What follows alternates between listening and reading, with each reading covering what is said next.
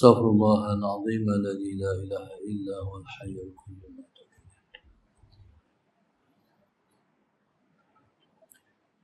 إلى حضرة النبي المصطفى رسول الله صلى الله عليه وسلم شأن الله لهم الفاتحة.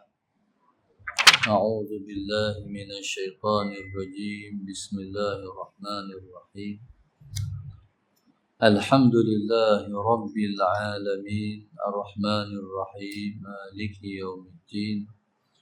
إياك نعبد وإياك نستعين. اهدنا الصراط المستقيم صراط الذين أنعمت عليهم غير المغضوب عليهم ولا الضالين.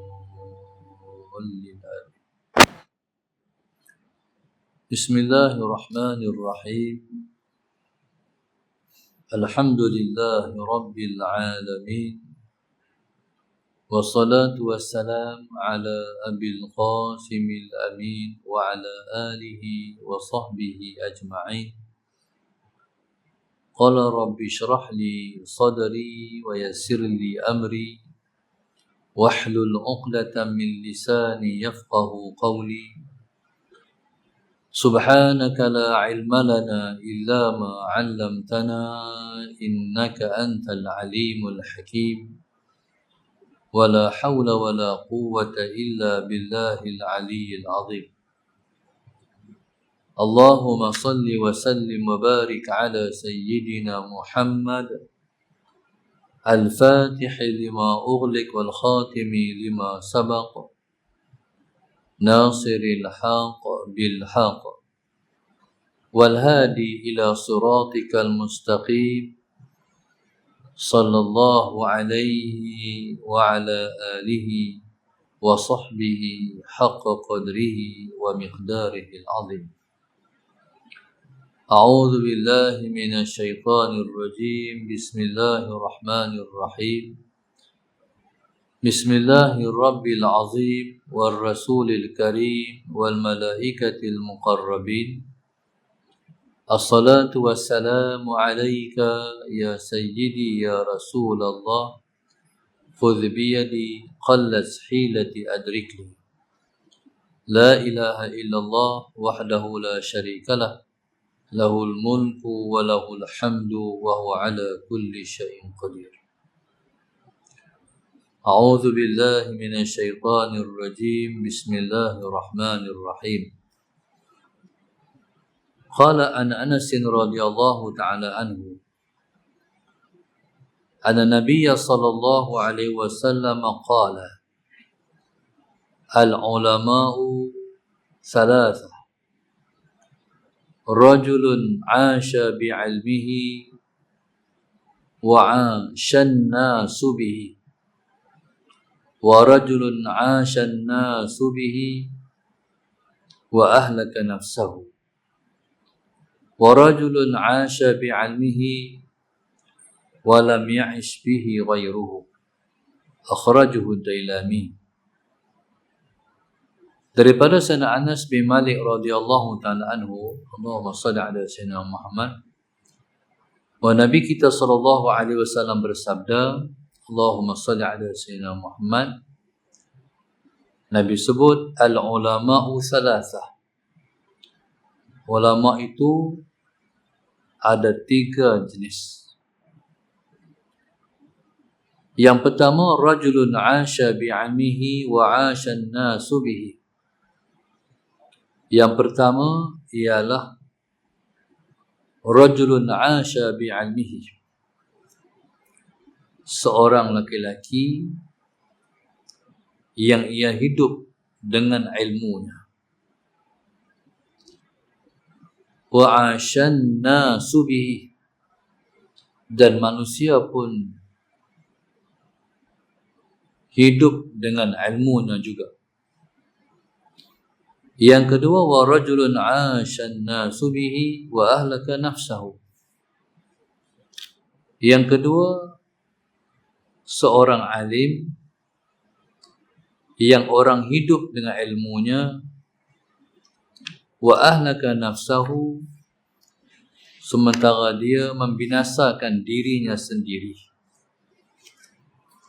Yang ketiga, wa rajulun 'asha bi'ilmihi wa lam ya'ish bihi ghairuhu. Yang ketiga, Allahumma shalli ala sayyidina Muhammad, seorang yang hidup ia dengan ilmunya, wa lam ya'ish bihi ghairuhu, tetapi orang lain tidak hidup dengan ilmunya.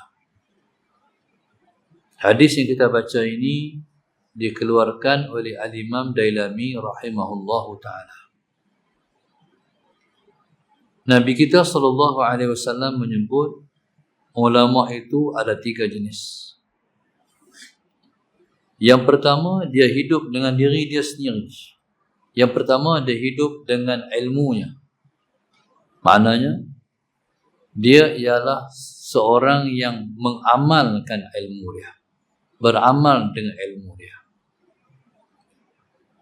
Wa 'ashanna subi, dan orang lain pun turut mengamalkan ilmu, turut mengamalkan ilmu dia. Ini yang pertama. Ilmu ni,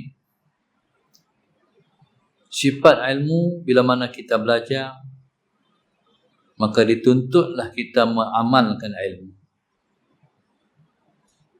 Kalau kita tahu sesuatu ilmu, Allahumma salli ala sayyidina Muhammad, tapi kita tidak mengamalkan yang kita tahu, apa status ilmu yang kita belajar, yang kita tahu tu?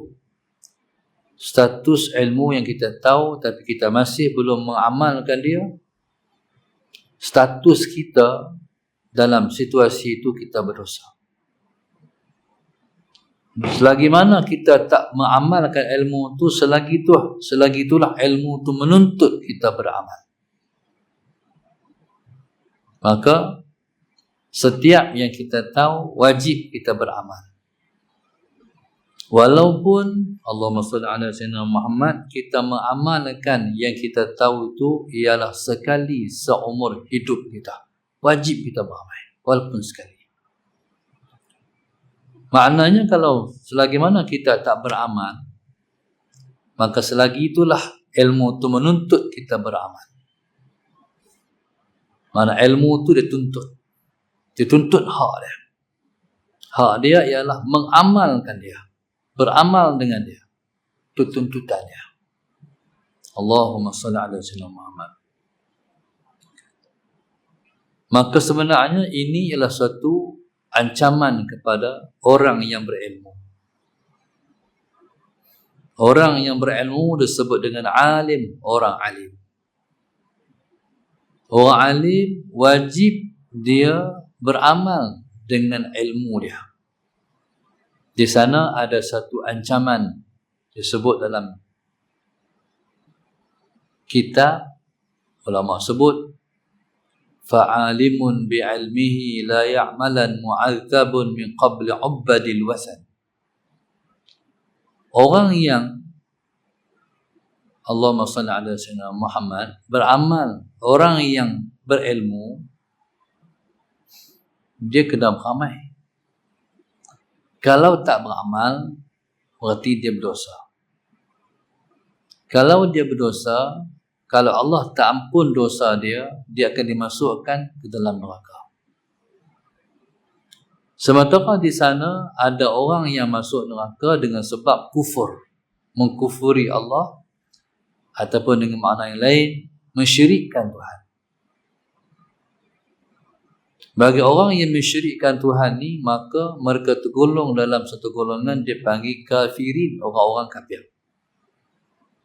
Orang kafir masuk neraka.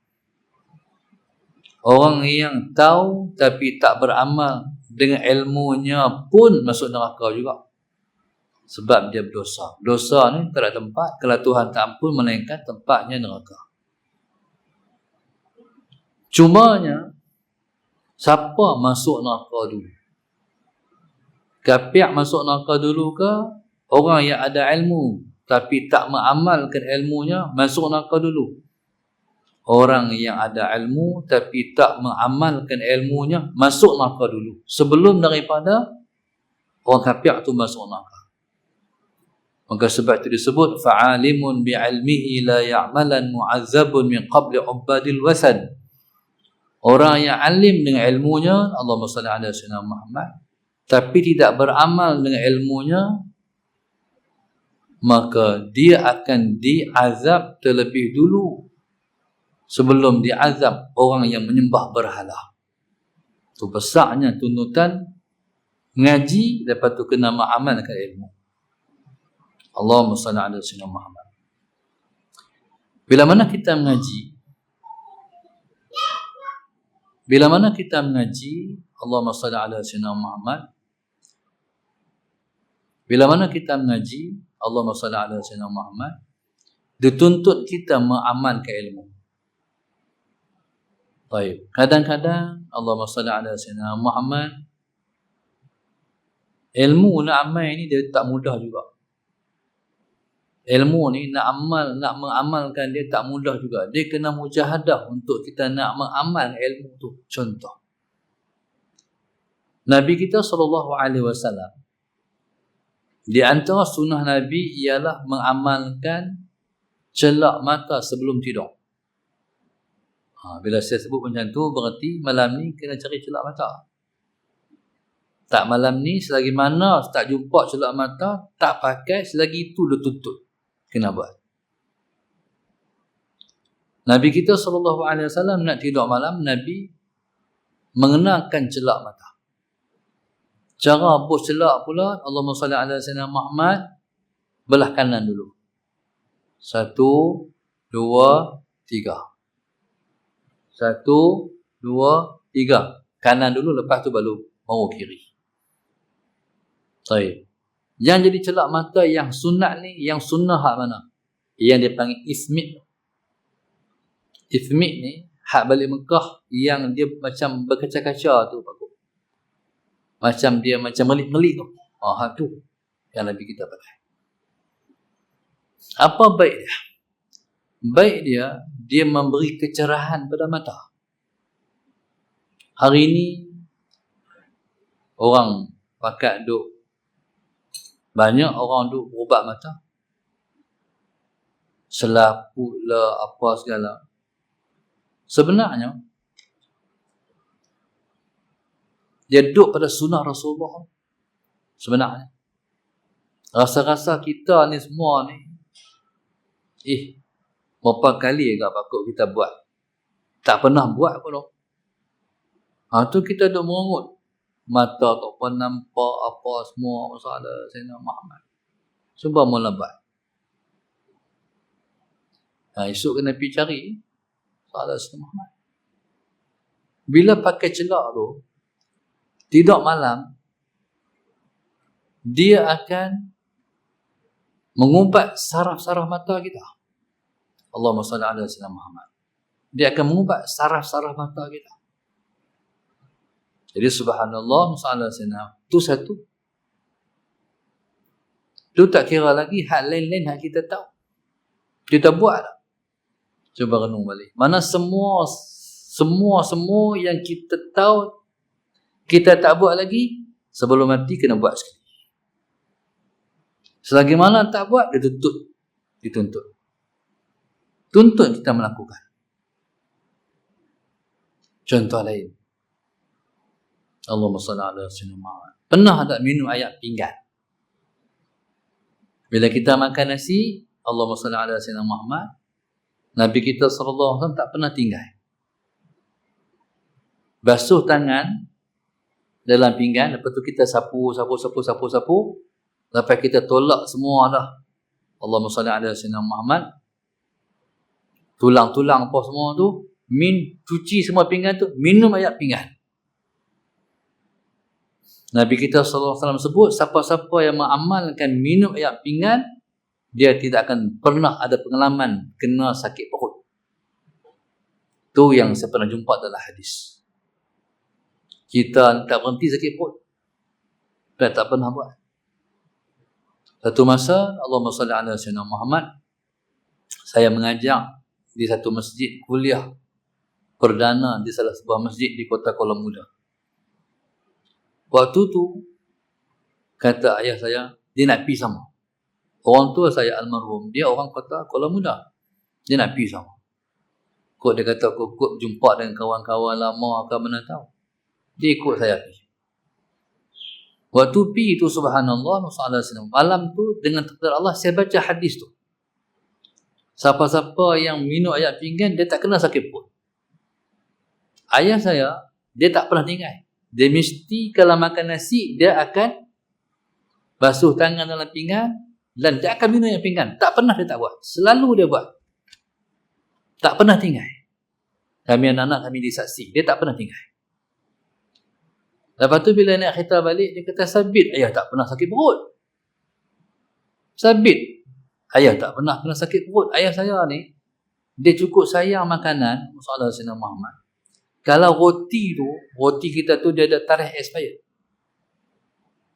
Walaupun dah naik dah orang panggil apa? Berkulat. Dia tak pernah buang. Dia kata sayang. Dia makan. Tak pernah sakit perut. Nasi ni kalau baru gaya-gaya nak basi, dia tak buang lagi. Dia makan dulu. Kita kalau makan nasi, satu lagi. Kalau nasi tak masak sama juga. Buang tak. Dan dia kata, sabit ayah tak pernah sakit perut. Membuktikan hadis Rasul. Betul. Sebab Nabi As-Sadiqul Masduq, Nabi benar percakapannya. Dan benar Nabi itu dibenarkan oleh Allah Subhanahu wa taala pula.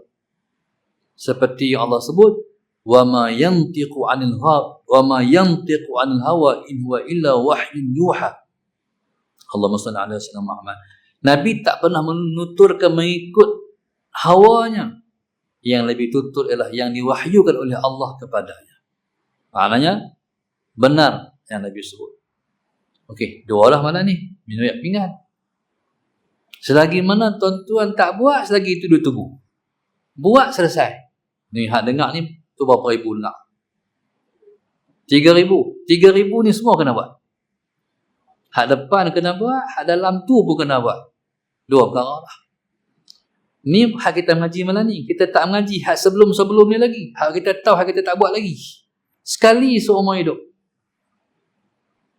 Subhanallah, Allahumma salli ala sayyidina Muhammad.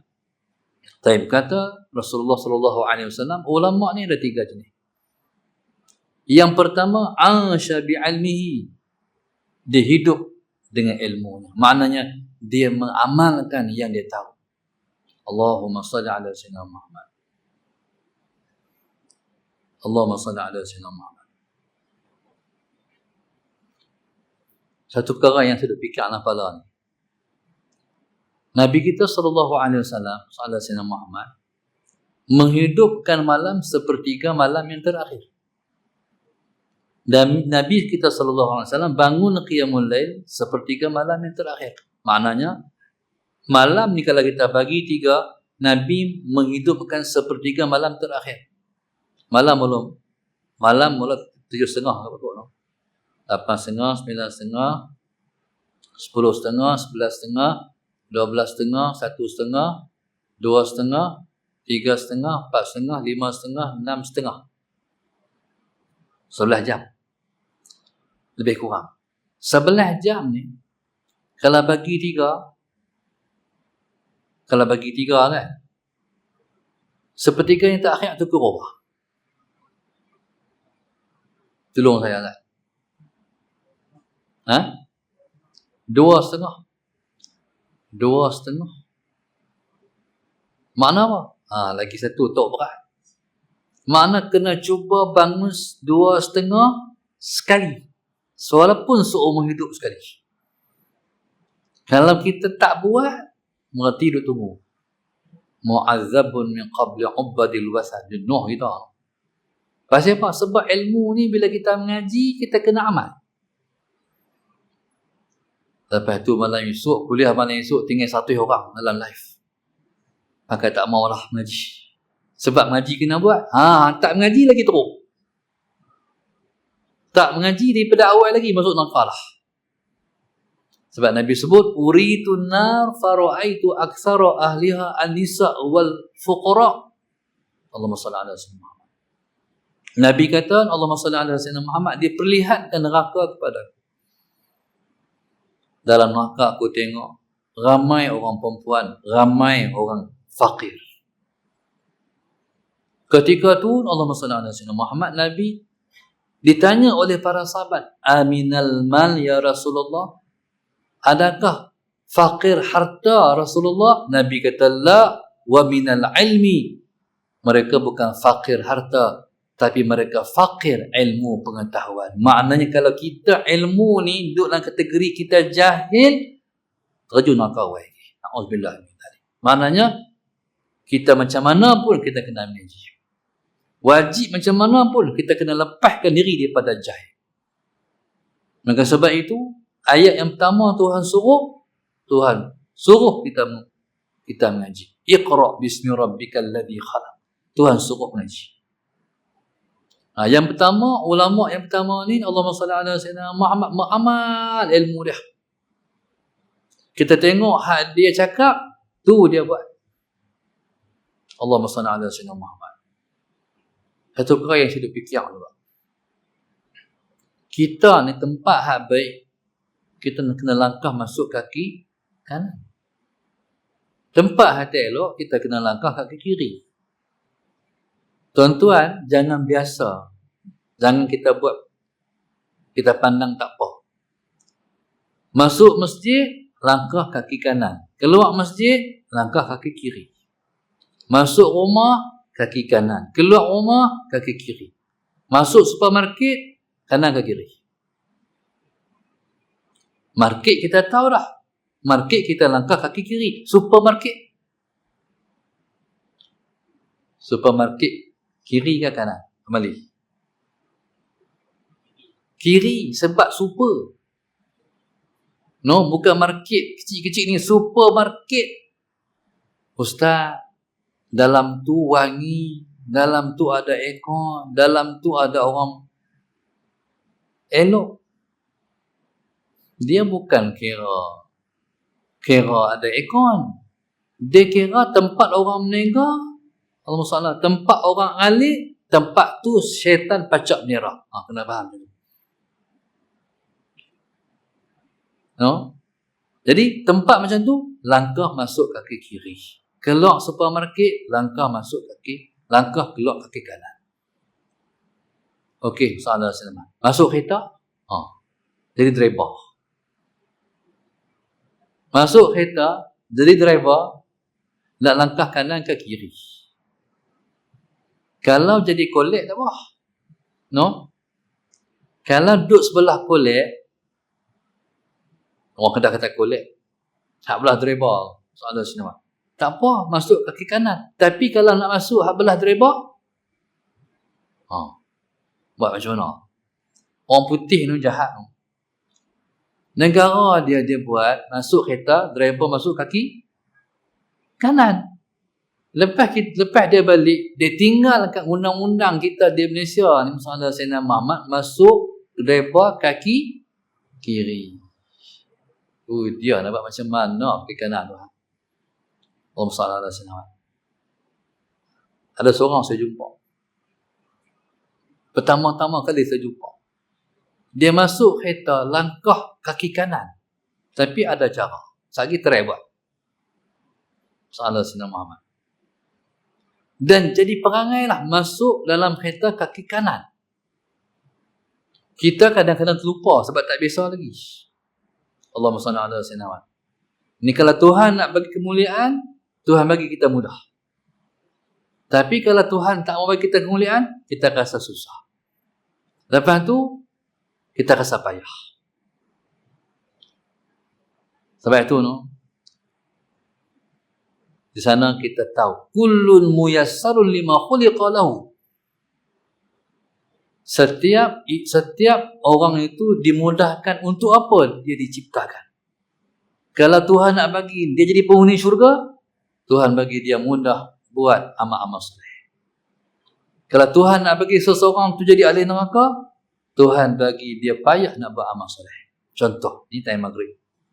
Banyak orang duk megah. Mereka mudah tak mereka nak bayar maghrib? Payah. Berarti Tuhan susahkan mereka nak buat amal soleh. Untuk melayakkan kalau Tuhan tak pelihara, untuk Tuhan nak masuk dalam neraka. Tapi Allahumma salli ala sayyidina Muhammad, kita tak boleh. Boleh tak bila masuk waktu maghrib, sehingga waktu isyak kita tak sembahyang? Kita tak mampu buat. InsyaAllah, mudah-mudahan kita ni ialah di antara yang Tuhan senarai akan masuk syurga. InsyaAllah. Jadi tuan-tuan, subhanallah, Allahumma salli ala sayyidina Muhammad. Baik. Itu 3 perkara lah. No? Sekalipun seumur hidup, sekali kita buat, terlepaslah. Ni baru 3 perkara. Macam mana hal lepas-lepas ni kita duk buat lagi? Mana hal tak buat lagi tu kira hutang. Kita kena buat. Jadi subhanallah, yang pertama orang alim yang mengamalkan ilmu dia. Lepas tu saya mengaji dulu, ada satu orang guru saya cerita. Satu orang tok guru tu turun daripada Menaksah. Ni bahasa lama, Menaksah lah, tak ada lah Menaksah pun. Lah orang panggil surau. Saya pergi di Aceh. Pergi di Aceh. Orang Aceh masih lagi panggil Menaksah. Menaksah rupanya dia bahasa kembang. Orang Kedah lah dulu dengan orang Aceh dulu. Menaksah. Satu orang tu, seorang tok guru dia turun Menaksah. Dia turun Menaksah, saruk kasut. Lepas tu, sepanjang jalan sampai rumah tu duduk menangis. Berteriak. Anak murid tanya, Tok Guru pasal apa Tok Guru menangis? Dia kata, tadi ni sewaktu mana aku turun daripada Menaksah, aku nak saruk kasut, aku tersaruk kasut kaki kiri. Lepas tu baru cabut kasut, disaruk kaki kanan. Balik. Tuan-tuan, tu ulama. Pasal saruk kasut kaki kiri saja. Pasal apa tuan-tuan? Sebab dia kaedah macam ni. Berkata Ibnu Abil Bar radhiyallahu ta'ala anhu, "Laisatil musibatu man faqada al-habiba, walakinnal musibata man faqada al-thawaba." Berkata Ibnu Abil Bar radhiyallahu ta'ala anhu, Allahumma salli ala sayyidina Muhammad, bukan kekasih, bukan musibah siapa yang kehilangan kekasih. Musibah siapa yang kehilangan pahala. Bukan musibah siapa kehilangan kekasih. Musibah siapa yang kehilangan pahala. Allahumma salli ala sayyidina Muhammad. Kita duduk berumah tangga, dah 20 tahun, dah 30 tahun, dah 40 tahun, tiba-tiba salah seorang mati. Malam tu kita akan tidur seorang-seorang kita. Soalan setengah. Anak tidur di bilik mereka. Kita malam tu tidur seorang-seorang. Bolehkah tidur? Sebab saya tengok satu orang. Allahumma salli ala sayyidina Muhammad. Orang ni kira gedebek dah orang panggil kepala masak. Cengih, saya cerita lah soalan sayyidina Muhammad. Hari isteri dia mati, orang tak keluar nak kata sabarlah kat dia, tak keluar. Sebab tak nampak macam sedih, tak nampak macam kehilangan. Banyak juga orang yang bila mana dia kematian isteri, bila kita kata kat dia, sabar no. Kita sabar tu dia tak tahan, dia keluar air mata. Tapi orang tua ni tak. Sembang derah macam selalu. Kok hari tu nak pelan sikit kan, nak out sikit tak. Akhir tak ada orang pun kata sabar. Lepas tu dia kata sagi ustaz, pukul 11 pagi, 11 lagi nak mayang, ustaz jadi imam. Akhirnya saya jadi imam, alhamdulillah, sallallahu alaihi wasallam. Lepas tu saya tak balik lagi. Lepas ke bumi tu, ke rumah dia pula, sallallahu alaihi wasallam. Dalam kira-kira lepas asak, dekat-dekat asak tu, anak-anak pakat nak minta balik. Anak KL nak balik KL, Kelantan nak balik Kelantan. Kami nak balik dah ya. Lah, apa nak balik dah? Esok kerja. Sallallahu alaihi wasallam. Tu anak-anak akhir zaman. Last sekali anak perempuan dia nak balik. Hak perempuan nak balik. Nak balik ayah. Lah, hang nak balik juga. Itulah ya, esok kerja. Macamlah taklim, minta cuti. Bila anak perempuan tu, soalan Sayyidina Muhammad, nak balik, nak balik juga. Nak balik ya. Dia bangkit daripada kusyen di ruang tamu tu, dia tak tangan macam tu. Tak di dinding. Dia khiyau, tuan-tuan. Ya Allah, orang tua khiyau, tuan bayang tengok. Dalam tangisan dia, dalam khiyau dia, dia kata apa? Nak cari macam mak hampa tak ada dah. Dia rasa tu. Dia menangis, dia kata nak cari macam mak hampa tak ada lah. Dia baru teringat, dia baru rasa. Tadi tak rasa lagi. Memang waktu asar ni, bagi orang yang kehilangan seseorang, waktu asar merasa. Lebih-lebih lagi tak nak menjelang malam. Pasal apa dia rasa? Mungkin dia rasa lagi aku tidur seorang-seorang. No. Anak-anak balik habis tinggal seorang-seorang tidur tu macam mana? Selama ni dia pernah ada seorang tu sebelah walaupun tua macam dia juga. No. Tuan-tuan, itu makna apa? Itu makna orang yang kehilangan kekasih. Kata Ibn Abil Bar radhiyallahu ta'ala anhu, "Laisatil musibatu man faqada al-habiba, walakinnal musibata man faqada al-thawaba." Sayyidina Muhammad kata dia, bukan musibah siapa yang kehilangan kekasih, musibah siapa yang kehilangan pahala. Banyak kita kehilangan. Kadang-kadang kita tak sempat takbiratul ula macam saya tadi sampai. Lah dapat. Tu kehilangan banyak pahala. Salah Sayyidina Muhammad. Macam-macam. Kadang-kadang letih sangat. Balik-balik rumah tak kepala, tak ada nak baca apa. Rip. Bismillah 21 kali tak ada baca. Ayat kursi tak ada baca. Qul Allah tak ada baca. Falaq tak ada baca. Qul a'udzubillah tak ada baca. Hilang. Jaga-jaga esok. Pagi dah ya Allah. Hilang pahala semalam. Jadi subhanallah. Salam Sayyidina Muhammad. Maknanya ulama ni ada dua. Ada tiga. Hak pertama ni masalah Sayyidina Muhammad. Hak jenis dia mengamalkan ilmu dia. Salam Sayyidina Muhammad. Lepas tu hak dia habaq, orang ramai juga. Itu pertama. Itu paling hebat sekali. Contohnya hak saya baca ni, saya amal, orang hak dengar pun amal juga. Beruntunglah orang yang menyampaikan ilmu, dia amal, orang pun amal juga ilmu yang dia sampaikan. Hak kedua ni, wa rajulun 'ashan nasu bihi wa ahlaka nafsahu. Yang kedua ni, Allahumma shalli ala sayyidina Muhammad, orang yang mengajak, orang ramai hak dia buat, tapi wa ahlaka nafsahu, dia membinasakan diri dia sendiri. Dia apa buat?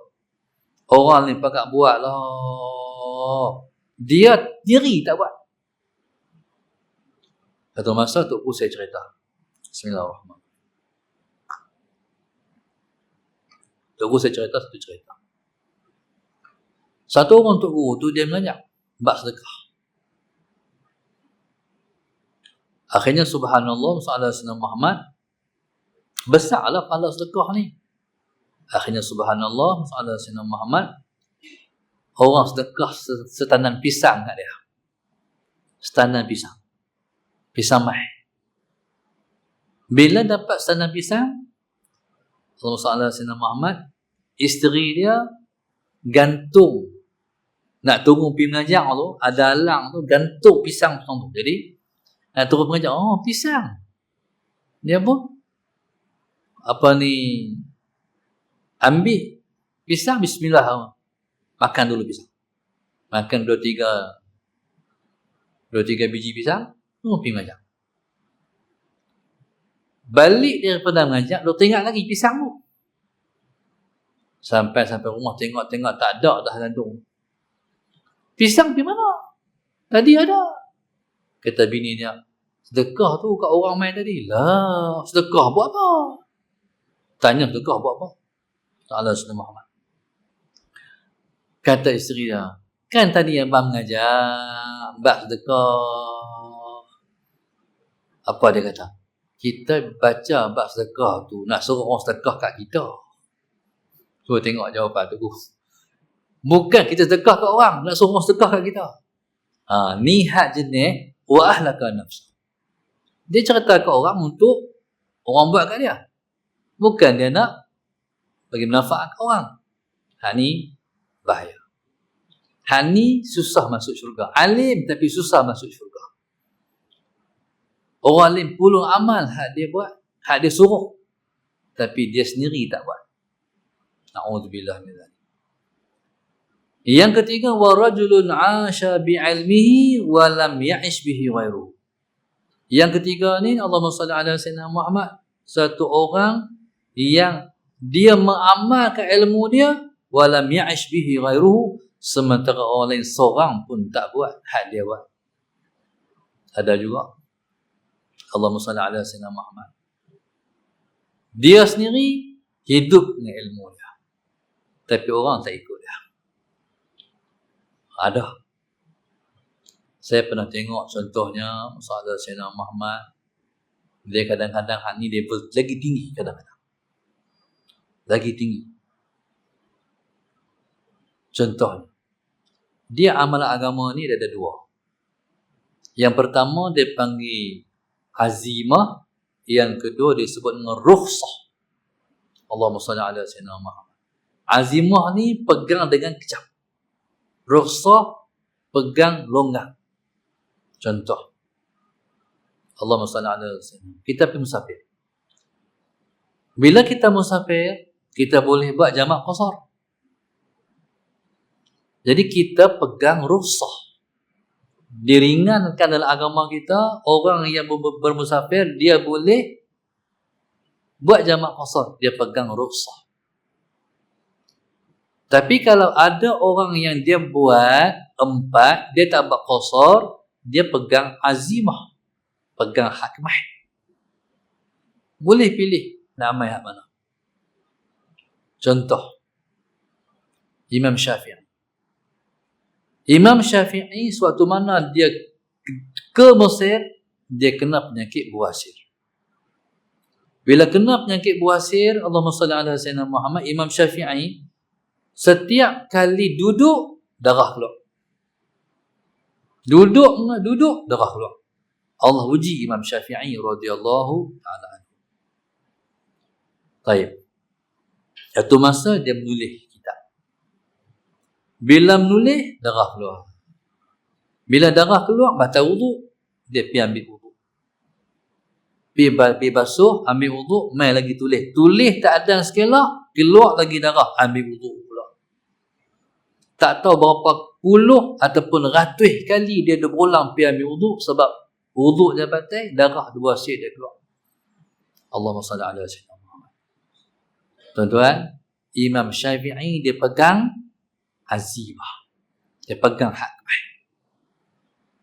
Kalau kita ni, dia buat macam mana?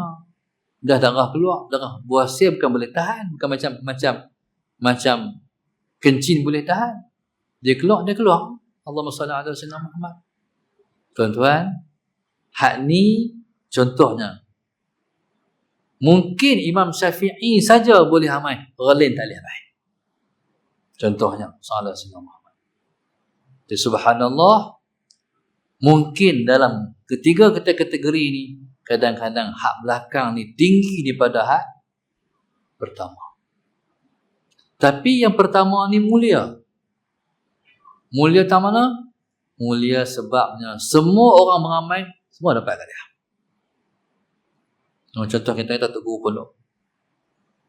Tok Guru Pondok, Allahumma salli ala sayyidina Muhammad, anak murid dia semayang.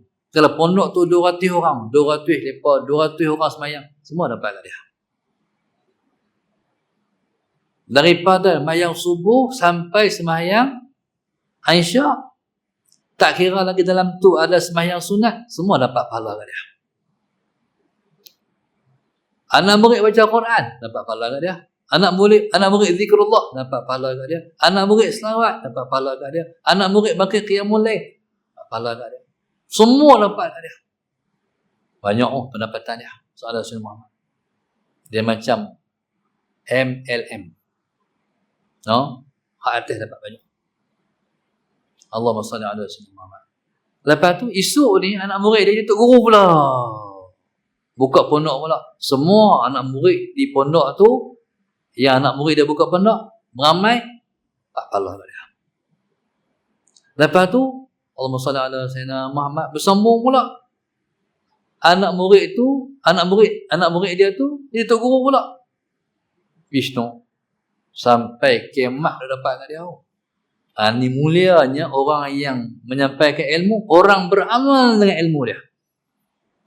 Sebab itu tanam dalam diri anak-anak kita, besar esok jadi ulama. Ini jarang orang titip di hati anak-anak. No? Besar esok jadi ulama. Bagi suka jadi ulama.